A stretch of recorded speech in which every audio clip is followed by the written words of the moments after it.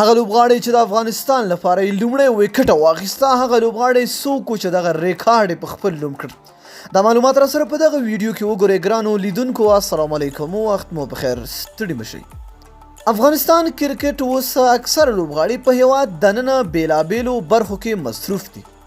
له دوی جملې څخه دولت احمدزی، رئیس احمدزی، نوروز منګل او حمید حسن یادونه کوو. دا لوبغاړي بیلابیلو برخو کې دندې د افغانستان کرکټ بورډ په چوکاټ کې پر مخ وړي او خپل هیواد د خدمت جوګه دي. له دوی راځو حمید حسن ته. افغان خطرناک پخوانی لوبغاړی حمید حسن هغه څوک دی چې خپل بالینګ غوغا یوازې په افغانستان کې نه بلکې په ټوله نړۍ کې جوړاوه.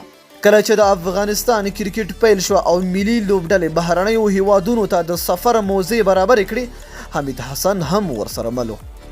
حمید حسن د افغانستان کرکټ ملي لوبډلې لپاره لومړی وکټ واخیسته او دا ریکارډ یې د تل لپاره په خپل نوم ثبت کړ او د کرکټ په تاریخ کې به تل پاتې وي او یادونه به یې بار بار کېږي. نو ډېره زیاته مننه چې ویډیو مو راسره ولیدله.